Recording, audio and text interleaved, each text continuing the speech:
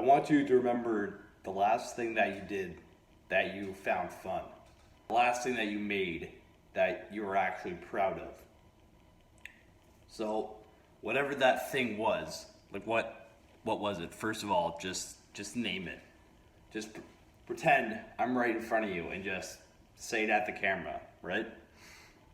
So whatever that thing was, maybe you made like something in shop class that you were proud of. Maybe it was, I don't know, a painting, a piece of art. Maybe you wrote a book or an article about something. Anything, but I want you to realize that you were actually proud of that thing, right? And you produced it.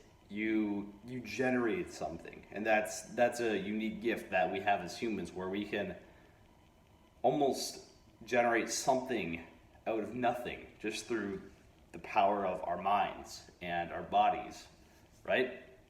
Once we think of something, we can translate it into reality, and that's a unique ability that we as humans have.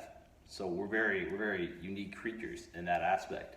But that also gives us the burden of finding that task that we have to do in life, right? Because you got to make a living somehow.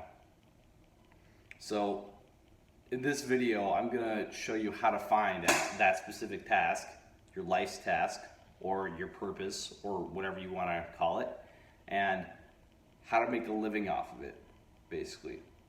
How to translate your innate gifts and your talents into money, into a sustainable life.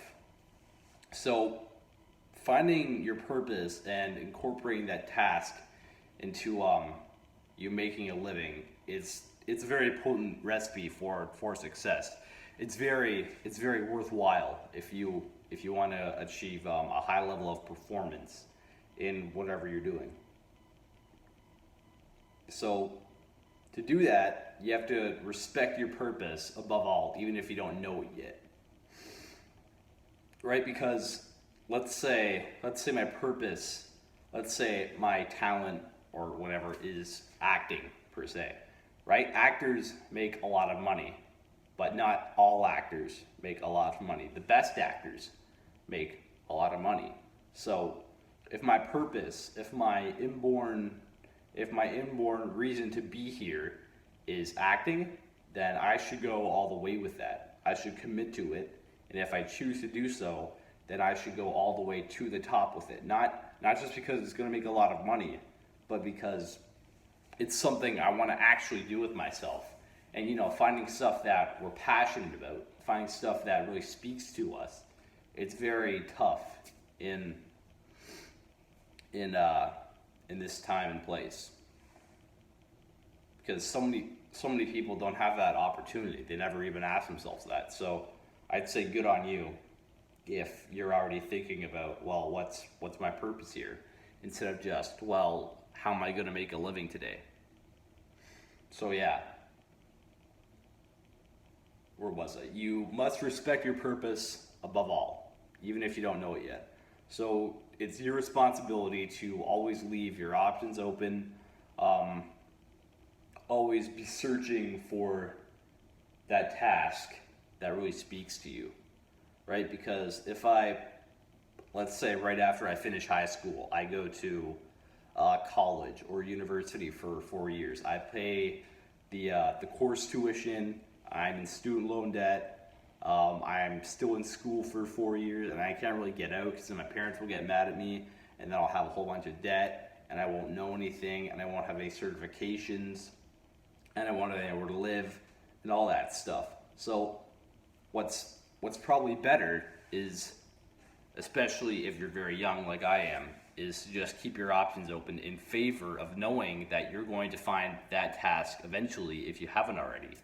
And then start looking for career fields in which your life's task is the main focus, at least. And then trying to land a position within that field relatively soon, and then making a living off of that career that you land. And then refocusing and readjusting what what you're doing to further fit your purpose, right? You're kind of zooming in to get your specific interest. I'd actually advice from Robert Greene's book Mastery, which is a very excellent book on finding your purpose and carrying it out and turning it into your life's task. So definitely check that out if you enjoyed this video and others, and you still want to know more. Very, very interesting read. I devoured that book, absolutely.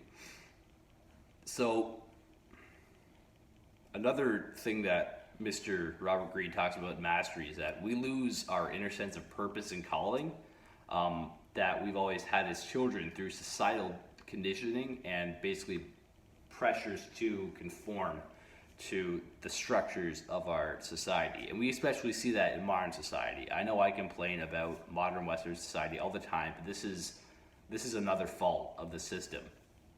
Definitely, because we have such a conformist society where there is a set way to live, right? There's the middle class American dream where you get a job, you settle down, you get a wife, you have kids, you have this 2-story house in the suburbs, and you raise your children, and you just kind of settle down and work your career till you retire, and then you get out of the workforce, you just kind of fart around for a couple decades with your aging wife who's probably not even that hot anymore, and then you die eventually because there's not much left on this earth for you.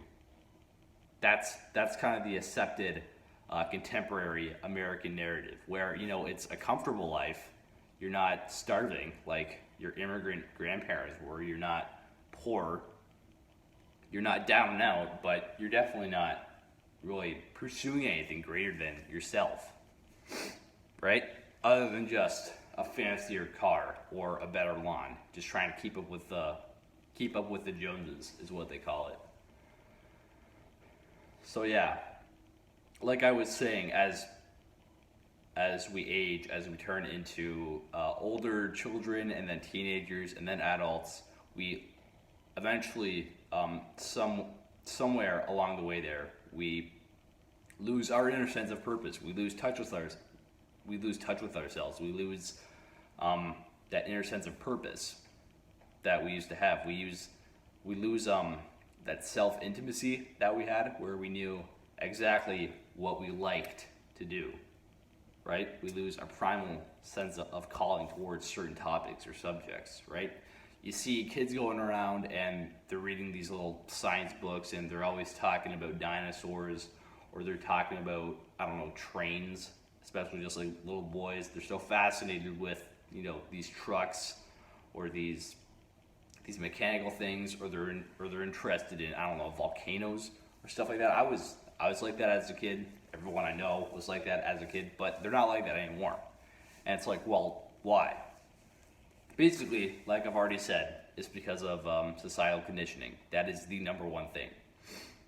They're made to conform and to stop pursuing what they're interested in, because I think there's kind of this underlying notion in Western society that not everyone talks about, that few people care to admit, but we kind of see obsessing over a certain topic, like dinosaurs, for example, as just kind of juvenile, kind of cringe, something that an adult shouldn't do. Because let's be honest, what Western society says adults should do is just shut up, do their office job, raise your kids, retire, follow the contemporary narrative, right? And anything else is a little different from the cultural paradigm, and it's quite dangerous. And doing so at least would end you up ostracized from the system and all the hundreds of millions of people in Western society that are going along with it.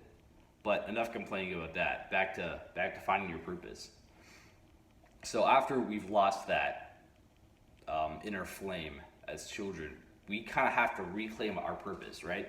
And reclaiming that purpose requires a newfound sense of patience, flexibility, ambition, entrepreneurship, self-confidence, and kind of a constant ability to shift your focus and narrow down on your purpose as time goes on. Like a moving target is basically what your purpose is, and trying to reclaim it, trying to hunt it down, trying to run it down in modern society.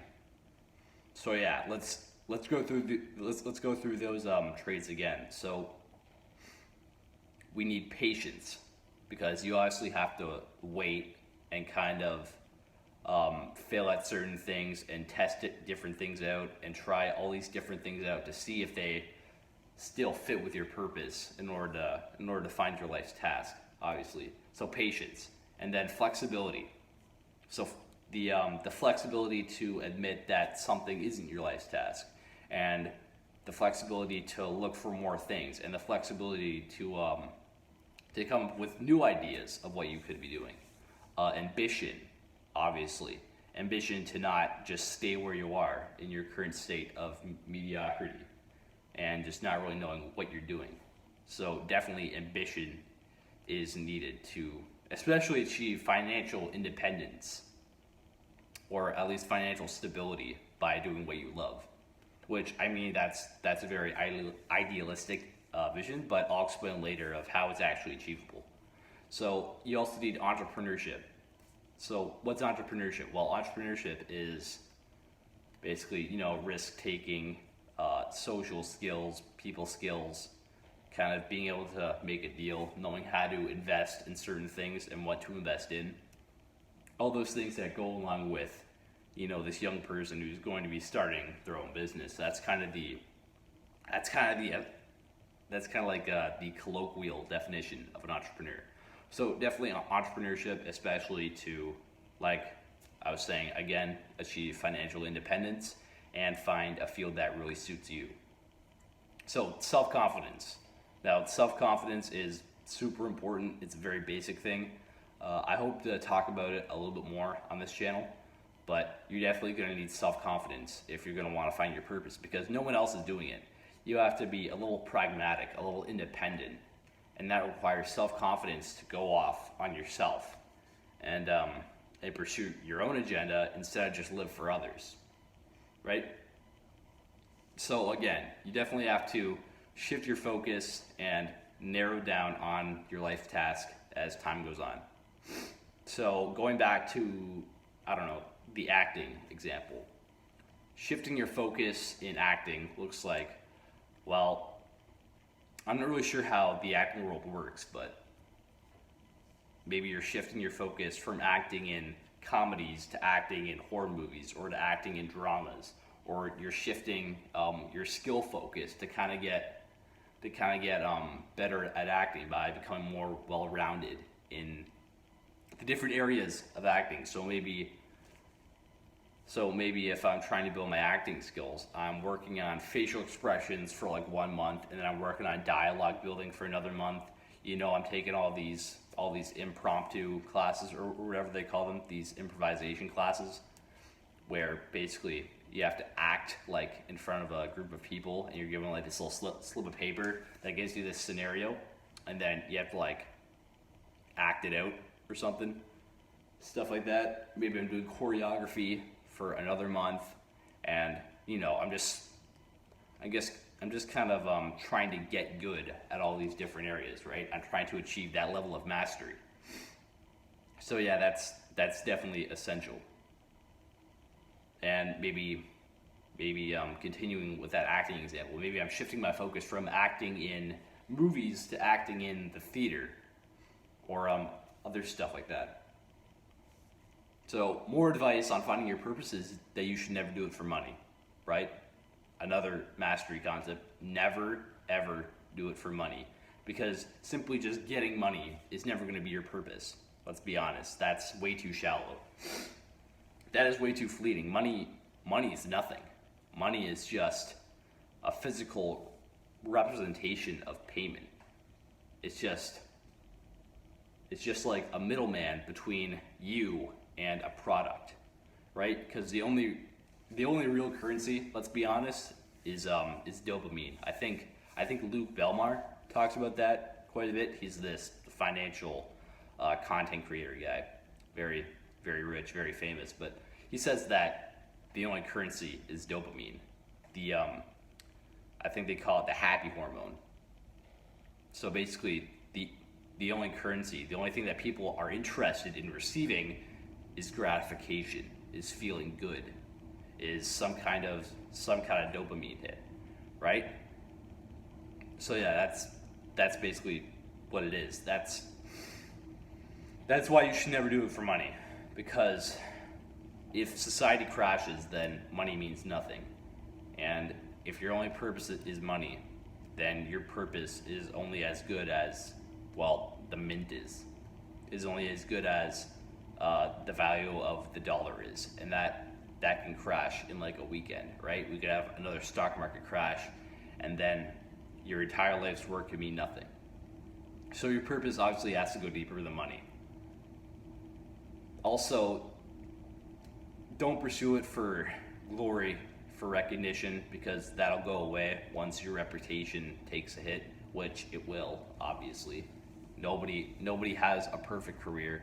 Nobody, especially politicians. You can see this, like, nobody has the perfect run within their career. Someone always comes along and tries to spread rumors and screw things up for them once they try and get successful. So yeah, that always happens. Rather, you should be like religiously obsessed with something in order for it to be your life's task. You have to be thinking about it night and day. It's always got to be on your brain, right? It's just like this one task that you are naturally drawn to just obsess over. So some limiting beliefs about finding your purpose is that, well, that sounds pretty damn tough. To magically wake up one day and know what you're going to do for the rest of your life with no exceptions or turning back allowed, which that's not really the case. That's not really how finding your purpose works. Like I said, you have to constantly readjust to your purpose. So I like to use this example called purpose layers, where it's kind of like, you can kind of think of your purpose and like your life's pursuit of finding your purpose as like an onion, right? And what does an onion have? Well, it has layers, right? Not to sound like Shrek, but every time you find something you're interested in, you find some kind of task that you're interested in, we call that a layer of the onion. We call it a layer of the purpose. And basically what your job is that you have to peel that layer back in order to see if it really is your purpose or not. So maybe I all of a sudden become very interested in skateboarding and like X Games and stuff like that. So that's one layer. I peel it back, I pursue that task by, buying a skateboard, learning all I can about skateboarding, learning from Tony Hawk and all these amazing skateboarders, learning the strategy behind it, learning tactics behind it, doing all that stuff. And after a certain amount of time, let's say I practice skateboarding every day for a couple of months, and I find out that that's not really the thing for me. That's fine. I've at least learned a lot about a certain subject, and that'll definitely help me in either an indirect or a direct way in the future, now that I know how to skateboard. So I move on to the next thing, and let's say I'm suddenly very fascinated with, I don't know, maybe I want to learn a language. Maybe I want to learn Hebrew for some reason, I don't know. So I learn Hebrew. That's another layer of the onion. I go on Babbel or Duolingo or whatever. Maybe I buy a textbook about learning Hebrew, and I learn Hebrew, right? Or at least I try to for a couple of months. I know most of the grammar. I know like 80% of the vocabulary. Pareto principle, I get 80% good at Hebrew, at the grammar, at the vocabulary, at their alphabet. Yeah, and then I find out that, I don't really feel like it's for me, so I move on to the next thing. And maybe my next thing is working on computers, right? It seems weird. It seems at this point that like every couple months I'm just jumping from one topic to another, and I'm not really sticking with anything, and I'm not really being consistent. But I kind of am. I am consistently pursuing my life's task, and I'm consistently learning more stuff, and I'm consistently just sticking to developing myself. So I think that this is a very good example. Like this is a very ideal example. If you're doing something like what I'm describing, then you're totally on the right path. And I'd say just keep going, and within maybe like a year at tops, you're gonna find what you actually like to do. So yeah, back to the example. Maybe I try out computer mechanics, like computer hardware repair. So I start learning how to repair computers. I start learning how to like restore hardware and like USB drives and repair them and clean them out and stuff like that. And I do that for a couple months, and then I realize that, wow, I really do like this. This really calls me more than ever, skateboarding or learning Hebrew ever was. So now I know how to skateboard, I can speak Hebrew, and I can repair computers. I have 3 different skills. One of them that I want to do for the rest of my life, because I really, really like. I can tell. I just have this inner intuition, which I think is something that you have to have. I have this inner intuition that I am absolutely obsessed with computer repair. This is something that I can pursue for the rest of my life. I would die for this. I would do this until I died, basically. So yeah, congratulations. I finally found my purpose. So now everyone's gonna know me as the skateboarding guy that can speak Hebrew and repair electronics very well. That's a very diversified portfolio. That's a very diversified resume. It makes me basically irreplaceable in certain lines of work because I know how to do so many things. I'm so unique. I have such a unique skill set that basically no one on earth can replace me because I'm so specialized in like 3 different things and maybe more if I kept going with this example. So now that I found out that computer hardware repair is like my core purpose, I've now reached the center of the onion, right? And I'm just gonna keep pursuing computer hardware repair. I might go to school for it. I'm gonna take a whole bunch of courses. I'm gonna watch a whole bunch of YouTube videos. I'm gonna read books. I'm gonna consume everything I can that's gonna educate me on computer repair. So yeah, that's the end of the example, but that, it's the most effective tactic available for finding your purpose. Another question you might be asking yourself right now is how you're gonna make a living off of your purpose, if it's a very obscure thing or if it's like a very common thing. And my response to that would be, well, it's the age of the internet. Everyone's connected. You have either a phone or a laptop, maybe a computer, and you have internet connection, so you can connect to basically anyone on earth. And including that, you can go on Reddit and search up a community around your specific task, around your specific purpose. So, and if there is a community that aligns with your life's task, then there are people that are interested in your life's task. There are people that are interested in what you like to do. So, knowing that, you can sell knowledge to them. You can sell certain skills to them. You can sell your brain, your knowledge, your instruction to them. And you can do that using a business model called the influencer business model, or content production, basically. So using the onion example with computer hardware, basically what you would do in this example is that I would go on, I don't know, to Reddit or Quora or just the internet in general, and I would find an online community, maybe it's on YouTube, that centers around computer hardware repair, right? I know that there's tons of channels like that. Linus Tech Tips, for example. This is basically what he has done, even though I don't really know the first thing about him, but this is almost undoubtedly basically what he has done. So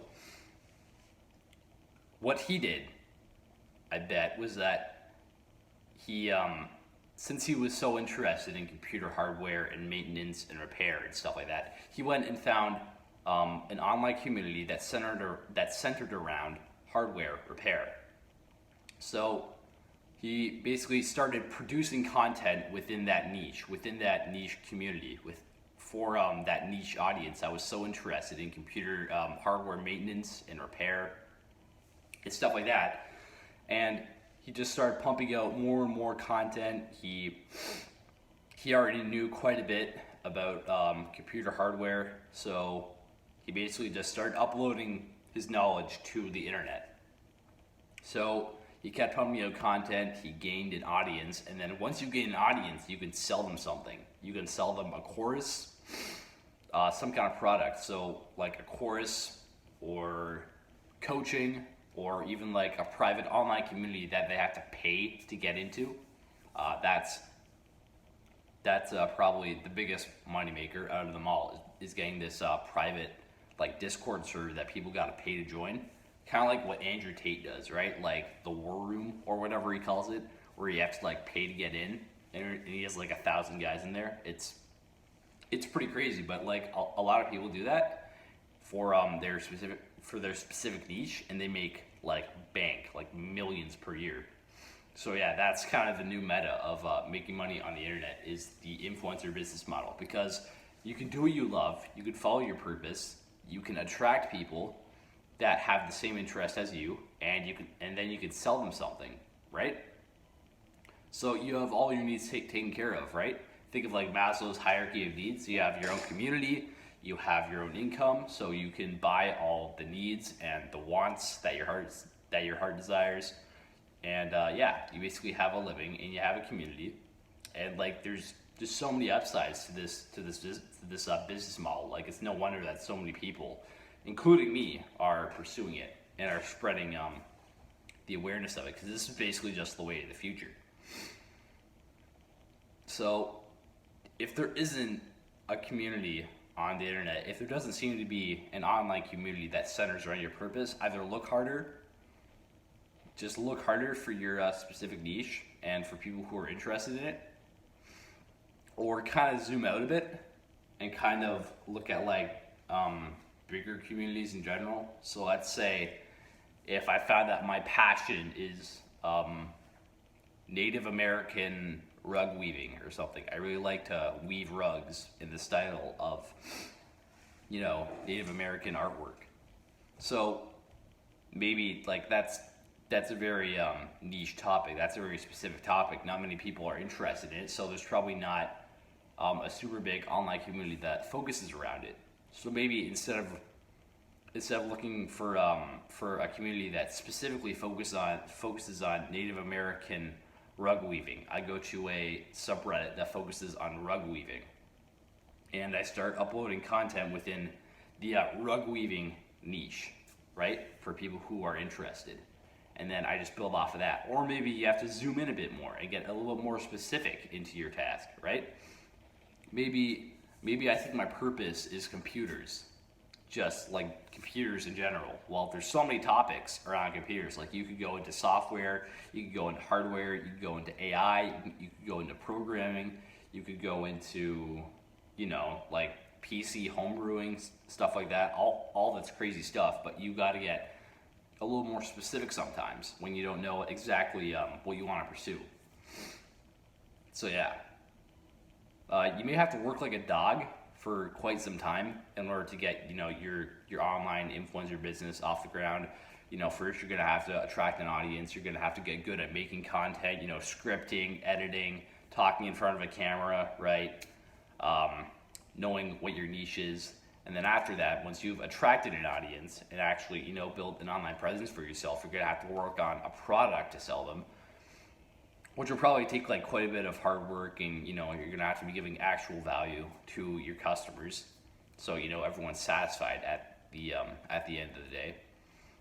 So yeah, it is a lot of work, which again puts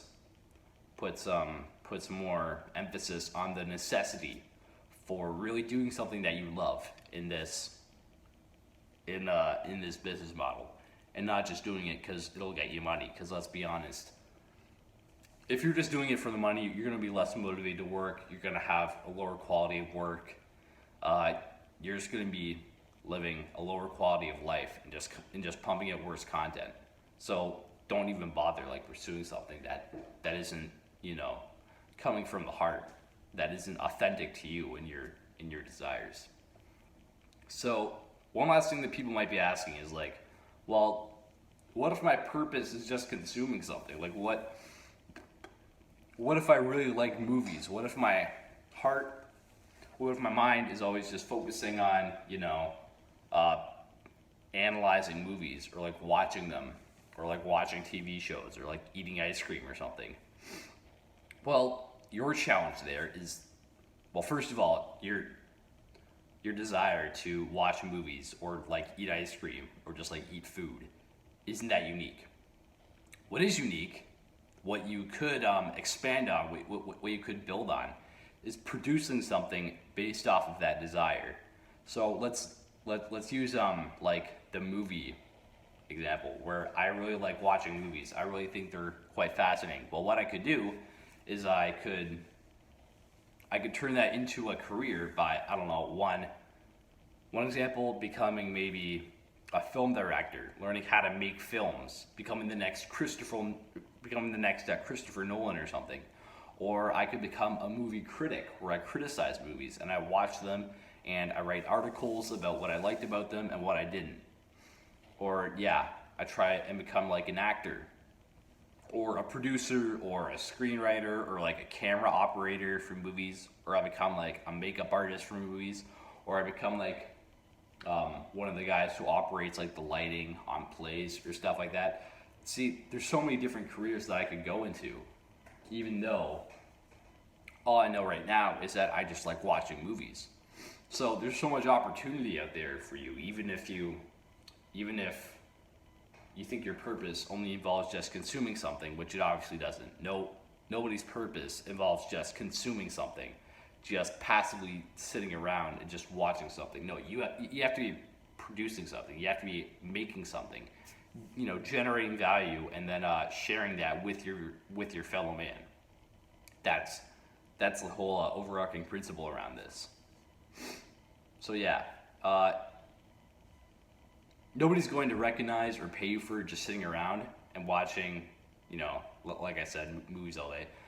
You have to make something related to that you know you'll actually get paid for and be on the path to a purposeful work for. That's really the best way to go around this. So I think I've beaten a dead horse long enough. I'll stop talking about that so much. So one thing that you can actually do right now, you watching this right now, one thing that you can actually do is go and isolate yourself for a while. This is how you find your purpose. This is how you fast track finding your life's tasks. Go and isolate yourself. Go for a walk. Go lock yourself in your room. Turn off your phone. Turn off your computer. Turn off your notifications. Basically, be completely alone for a while. Stare at a blank wall. Go for a long hike. Go into nature. Just be alone. And ask yourself first of all, what really matters to you in life? You know, what are you actually concerned about for the rest of your life? What do you actually want to do with yourself? And B, what task you can see yourself happily doing every day for the rest of your life? Let's say, you know, journal about your ideal day and what task that would be filled with. Maybe it's going to the gym. Maybe it's cooking.